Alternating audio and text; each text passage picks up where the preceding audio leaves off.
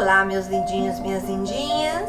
Estamos aqui reunidos pelo coração e vamos estudar mais um item sobre o Evangelho de Jesus.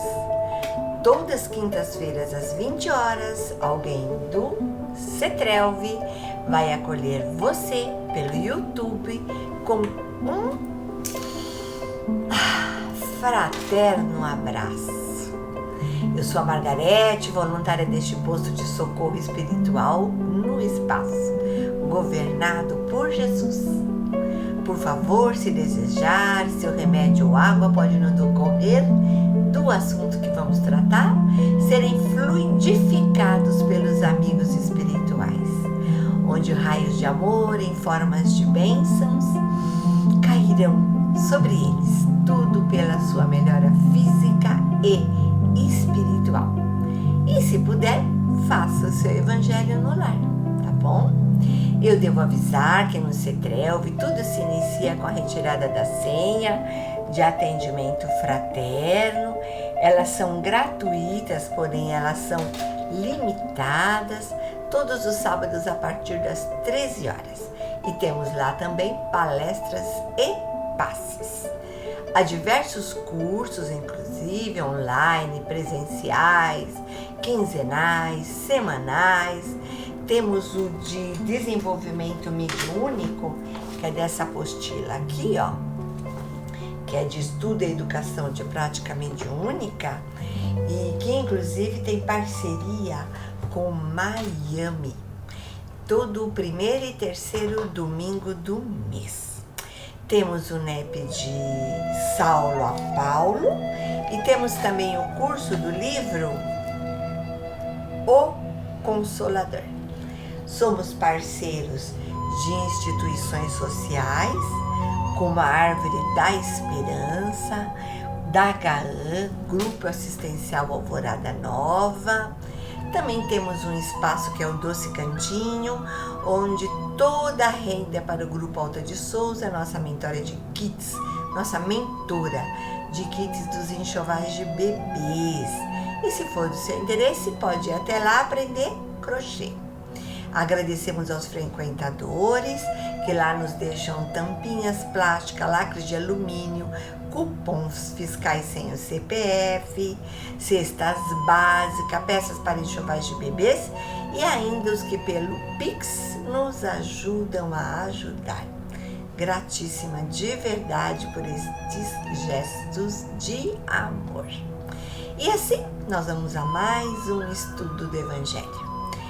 Sentem-se, fiquem o mais confortável possível, conforme diz Miramês por João Nunes Maia nesse livro aqui, ó, Saúde. Faça nesse instante o relax necessário. Solta seu corpo, dá ordens mentais a seus membros, a cabeça, ao ombro, ao braço, à perna. Cria uma aura de tranquilidade. Respire harmonia e amor. E se você se sentir à vontade, feche os seus olhos, tá bom? Pense em Jesus, observe a sua respiração, perceba, sabe, esse ar que entra, esse ar que sai. Inspire, expire, inspire e expire gratidão. Mais relaxados, conectados, vamos abrir nossos olhos e faremos um Pai Nosso. Pai nosso que estais no céu, santificado seja o vosso nome, venha a nós o vosso reino, seja feita a vossa vontade, assim na terra como no céu. O pão nosso de cada dia nos dai hoje, perdoai as nossas dívidas, assim como perdoamos nossos devedores.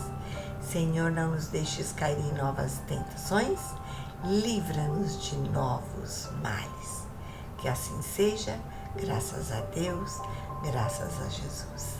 Então, nesses instantes, rogamos muitos eflúvios de luz e acolhimento de todas as nossas necessidades. Que a paz de todos nós possa ser alcançada. Obrigada, Jesus, que meu anjo guardião me ajude nesta tarefa. Que Dr. Bezerra de Menezes, apóstolo do bem e da paz, trono espiritual do Cetrelve, com suas legiões de companheiros, nos assistam, junto com o nosso querido e saudoso irmão Melo. Que o irmão Melo e o Dr. Bezerra atuem sobre nossas mentes, em nossas células, sistemas e organismo. E assim, sintonizados nessa vibração amorosa, vamos à leitura de hoje. O assunto de hoje é, como sempre, né, o Evangelho segundo o Espiritismo. Esse aqui, a tradução desse meu aqui é do José Herculano Pires. O capítulo que vamos estudar hoje é o capítulo 4. Ninguém pode ver o reino de Deus se não nascer de novo. E também os laços de família são fortalecidos pela reencarnação e rompidos pela unicidade de existência. Item 18 do capítulo 4. Bom, para início de conversa, né, o que significa o título? Ninguém pode ver o reino de Deus se não nascer de novo. Com certeza você já ouviu essa frase. Eu espero que sim. Bom, nascer de novo é a reencarnação, conhecida desde os hebreus. Quem são os hebreus, né? Um antigo povo semita, filhos, de Noé, descendentes de Abraão, faz muito tempo. Tudo está registrado em inúmeras passagens por profetas do Antigo Testamento. Logo, é de conhecimento que foi ensinado por Jesus há mais de 2000 anos. É uma lei natural, portanto, uma lei divina, que nos assegura as oportunidades de progresso espiritual para um dia que nós possamos atingir, né, a condição de espírito puro. Mas será que eu já não sou um espírito puro? Será? Se vocês peguem esse livro aqui, o livro dos Espíritos, dá uma lidinha lá na questão número 100. E lá explica como está, em que grau está o adiantamento de cada um de nós. Bom, se você quiser saber, né, onde que está o nosso grau de adiantamento, dá uma lidinha lá na questão 100 do Livro dos Espíritos, tá bom? Vou te falar uma coisa, basta observar a frase que está lá gravada no túmulo de Allan Kardec, no cemitério de Père-Lachaise, se não me engano, fala assim, em Paris, lá na França, no continente europeu. A frase é a seguinte: nascer, viver, morrer, renascer ainda, segundo o Espiritismo, sintetiza a ideia da imortalidade da alma e do nosso progresso contínuo, pois a vida é um processo de aprendizado que se dá em sucessivas existências físicas. Como sabemos a cada uma de nossas existências, devemos sempre, ao renascer, tentar nos tornar cada vez melhores. E isso é uma citação bíblica encontrada no Evangelho de João, capítulo 3, versículo 3. Momento em que Jesus fala com Nicodemos. Ninguém pode ver o reino de Deus se não nascer de novo. Lembrou? Jesus fala com Nicodemos sobre isso. Essa passagem significa que para entrar no reino de Deus é necessário um novo nascimento espiritual, que vai além das ações e aparências terrenas. Esse novo nascimento é visto como a transformação para melhor da nossa natureza, natureza humana. Tudo para ser melhor do que ontem e amanhã melhor do que hoje. Tá certo?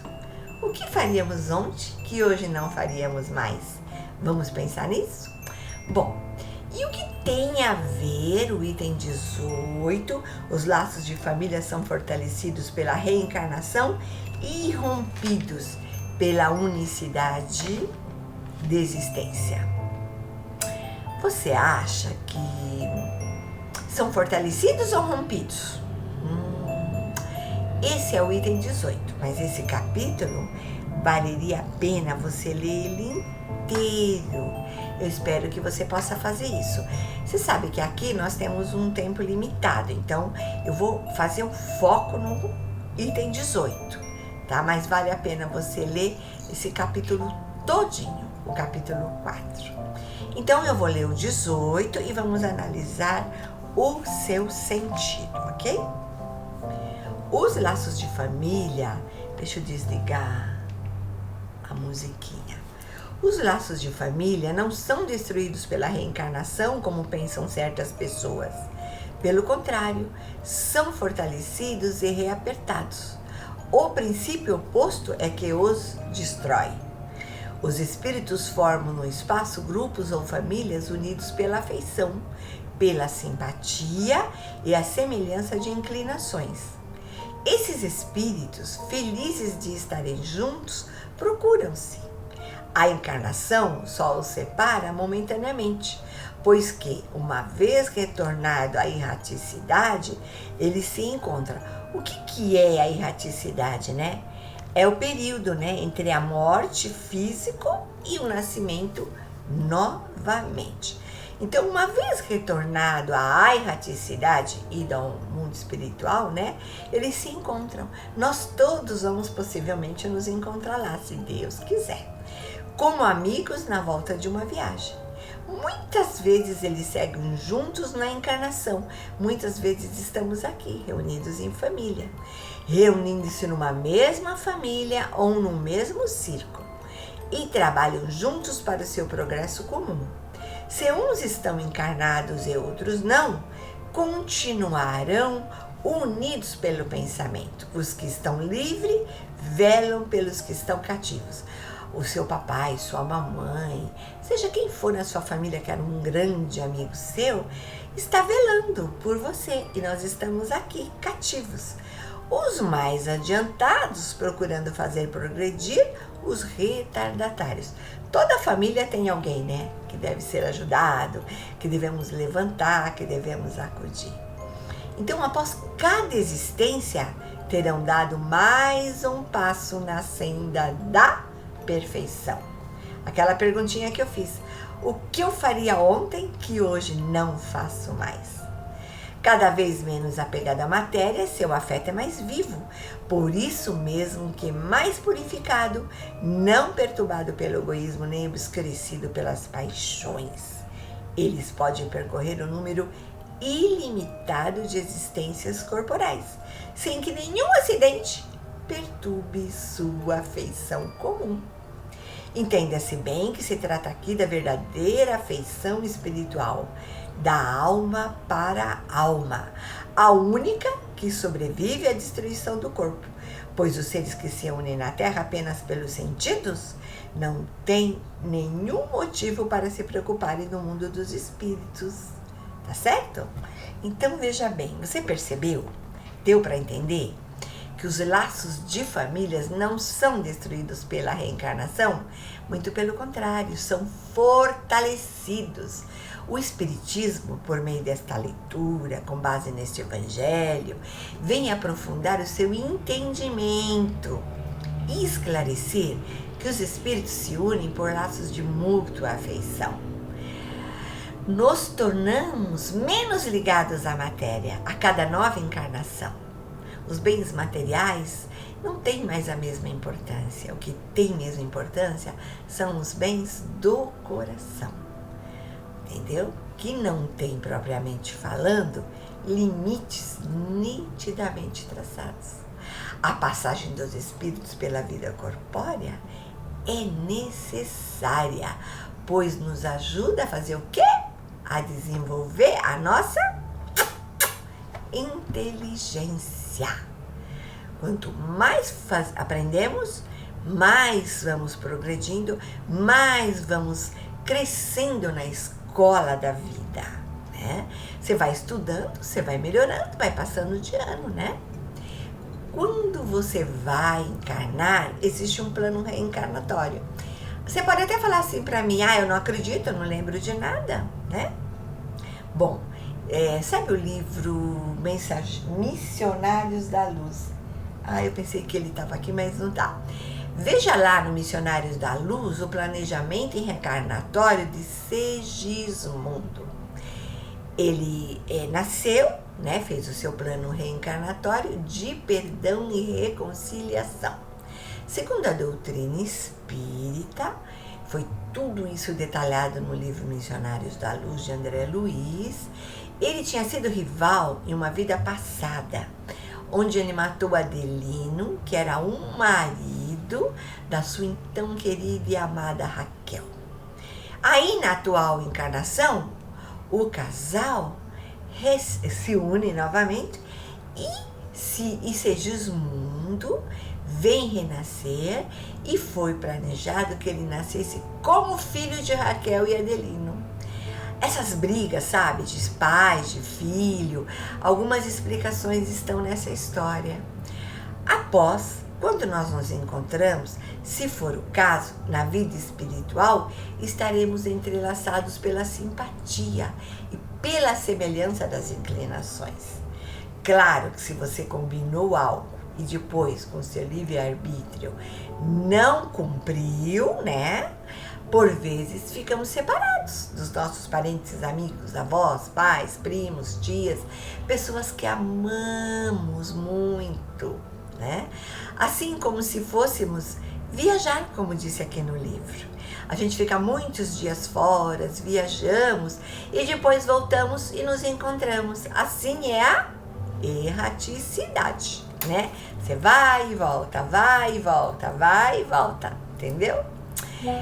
É simples assim, e a vida continua sempre. Nem a paixão dos sentidos, nem os interesses materiais ligam os espíritos, mas a afeição sincera os mantém unidos, tanto quando encarnados como desencarnados. Você sabia disso? Mesmo desencarnados, é possível que nós vamos nos encontrar, né? Depende do conhecimento e do agir na moralidade de cada um de nós, tá bom? Com esta leitura, nós podemos compreender que a reencarnação é um princípio recente.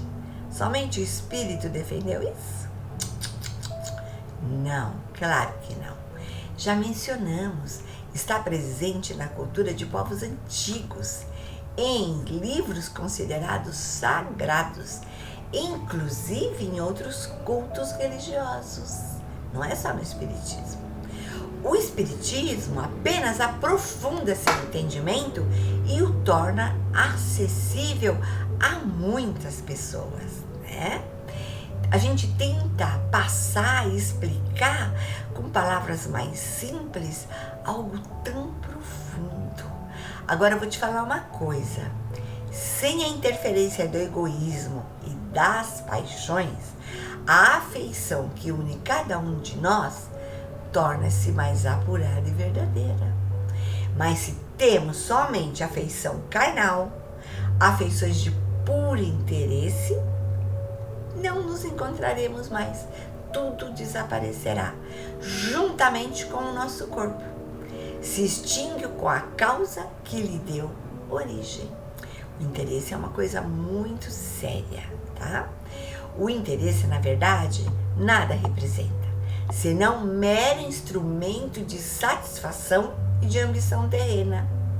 Aí, nesses casos, logo na morte, ficaremos separados. Você já até chegou a se perguntar assim, por que às vezes eu gosto de uma pessoa e não gosto de outra pessoa? Você já perguntou, nunca essa pessoa me fez nada, mas por que eu não gosto dela? Essa pessoa é tão chata, já me fez tanta coisa, mas por que eu gosto tanto dela? Né? Simplesmente podemos nos simpatizar ou antipatizar às vezes até mesmo na família. Pode ser de vidas passadas, pode ser de rixas antigas. Por isso que nós temos que tentar superar esses pequenos desentendimentos, esses mimimi, sabe? Porque Deus permite essas encarnações de espíritos antipáticos e estranhos nas famílias com a dupla finalidade de servirem de provas para uns e de meio de progresso para outros. Assim, há uma fusão nas diversas categorias de espíritos. Então você fica pensando, por que eu tenho que aguentar isso, aguentar aquilo? Será que não somos nós que somos provas para alguém? Sempre achamos que nós é que estamos passando por provas. Ai, meu Deus, por que eu tenho que passar por essa prova, por essa expiação com essa pessoa, suportando isso, suportando aquilo? Que presunção a nossa, né? Possa ser que nós somos a prova do outro na família. É bom a gente avaliar, tá bom? Será que na vida espiritual teremos vários pais? Várias mães? Se você vai e volta, será? Pessoal, não se preocupe com isso. No mundo espiritual, as ligações consanguíneas decorrentes da carne todas desaparecerão. Lá nós seremos todos irmãos. Os laços de afeição sempre vão prevalecer. Então eu vou encontrar o papai, a mamãe, meu padrasto, minha madrasta, meu vovô, minha vovó. Nós somos todos irmãos em humanidade. E lá também. Bom, né? Saber que o papai é meu irmão, a mamãe é minha irmã. O ambiente familiar é o mesmo, entendeu? O ambiente familiar é, ao mesmo tempo, escola da fraternidade e oficina do progresso. Estamos aqui para, ora, sermos pais, ora, sermos filhos. Possa ser que no futuro minhas filhas sejam minhas mães, não sei. Possa ser que um dia eu fui filha delas, não sei, né? Assim, nós vamos aprender a amar e perdoar na condição de irmãos, nos aproximando cada vez mais de Deus Pai. Agora, se você seguisse uma doutrina reencarnacionista, se você seguisse uma doutrina que diz que você não reencarna, que você não vem aqui se apurar, se melhorar. Uma doutrina que excluísse a pré-existência da alma, sendo que a alma seria criada junto com o seu corpo, não existindo nenhuma ligação com a vida anterior. O que você acha? Você gostaria? Você acharia legal isso? A sorte das almas está fixada após uma única existência? Se fosse assim, como os maus poderiam melhorar? Sem nenhum contato com gente boa, sem nenhum exemplo. A unicidade da existência seria a mais absoluta ruptura do laço de família. Não estamos na Terra no mesmo nível intelectual e moral de todos. Se nascêssemos uma vez só, qual seria a finalidade das encarnações de crianças que morrem tão pequeninas? Teriam sofrido sem qualquer proveito? Vamos dar uma lidinha na questão 107 do Livro dos Espíritos, tá? Dá uma lidinha nele, na 107. Verifique nessa 107 os caracteres gerais, qual é a predominância do seu espírito sobre a matéria. Observe qual é a sua vocação.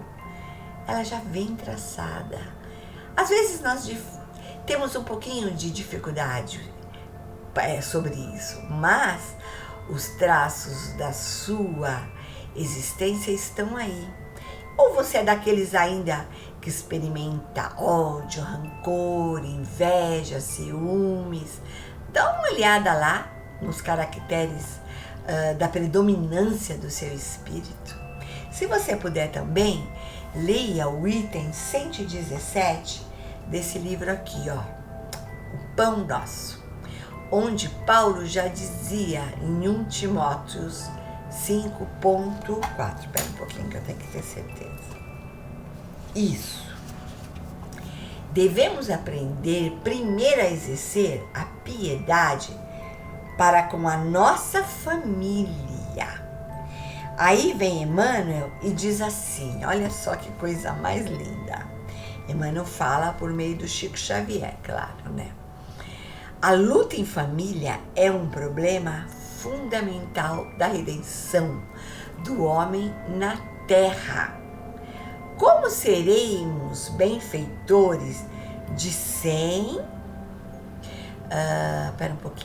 de 100 ou de 1000?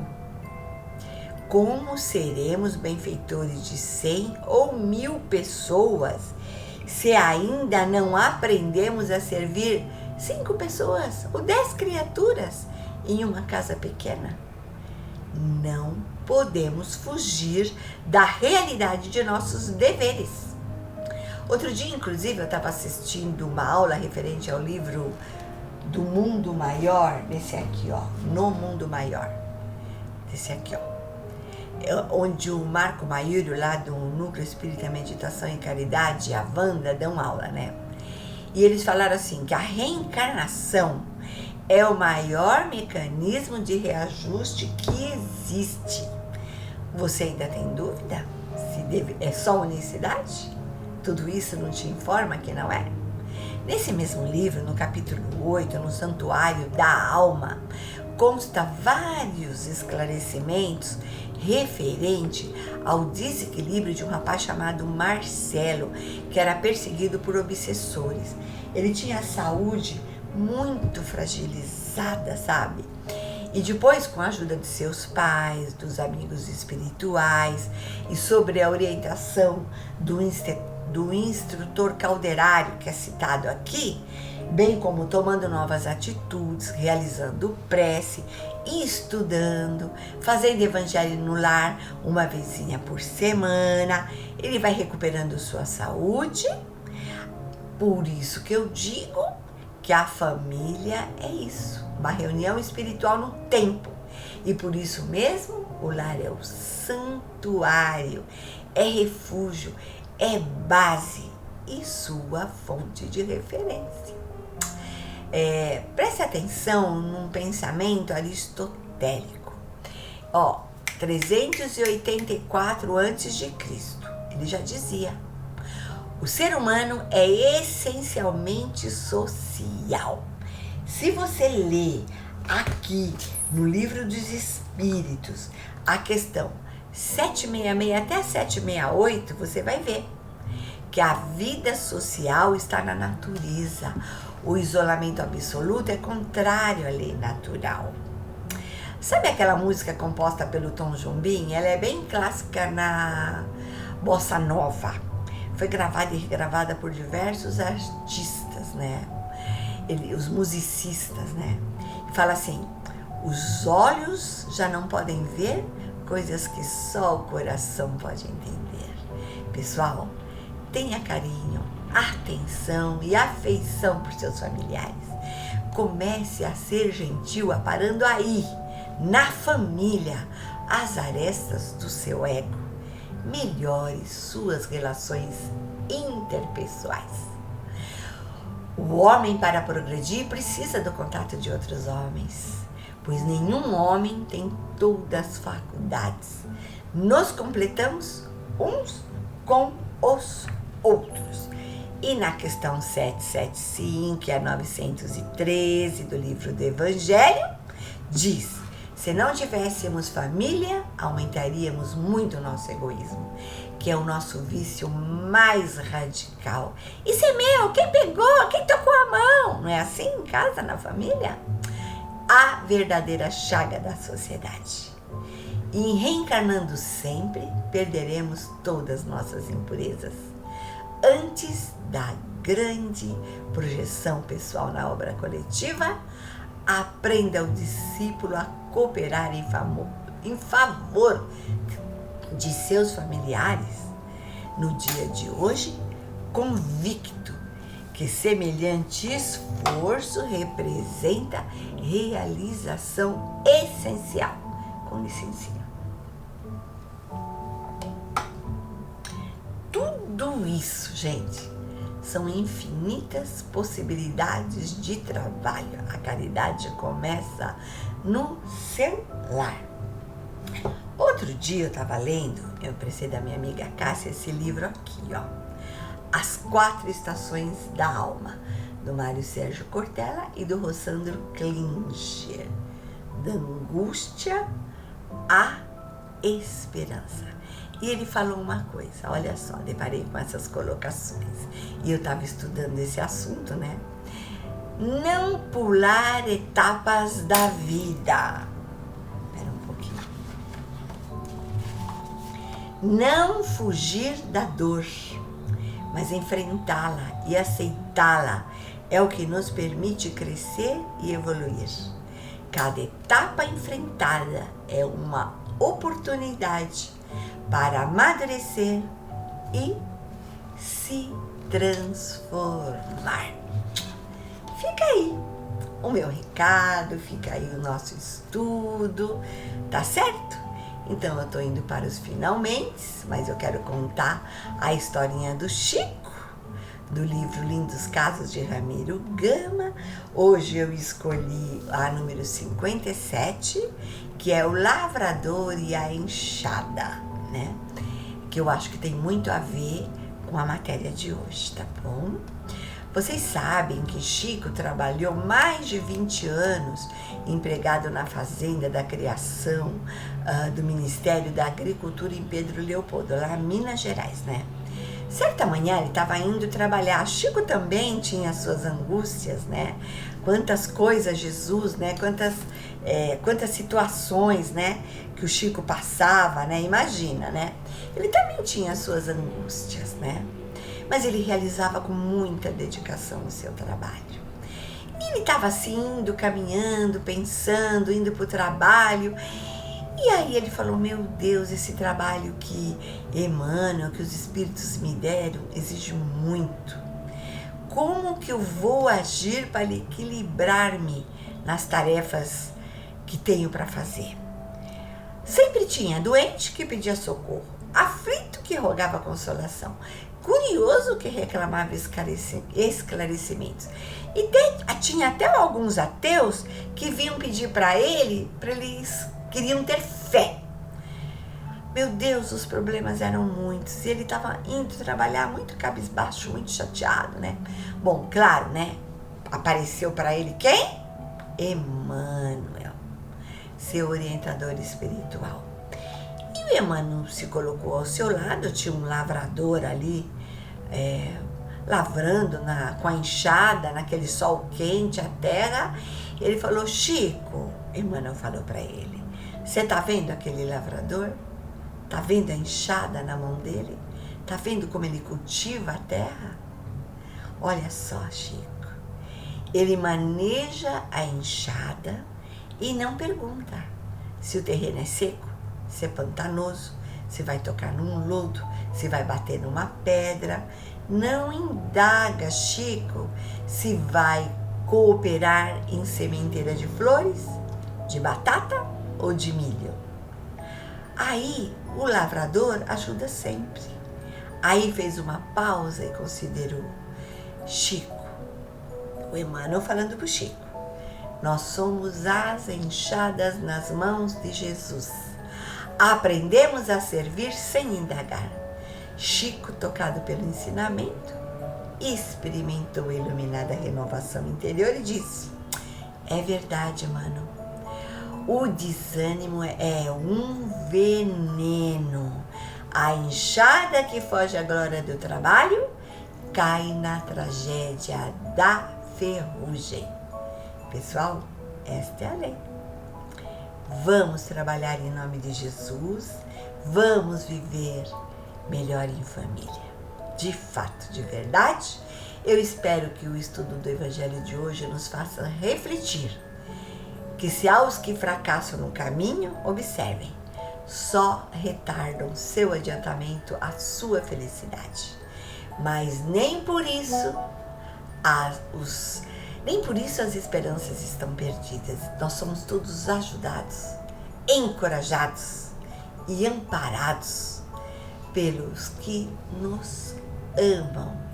E assim nós um dia sairemos do atoleiro que caímos, pois existe a conservação da individualidade com um progresso infinito, pois existe a certeza da continuidade das relações entre os que se amam.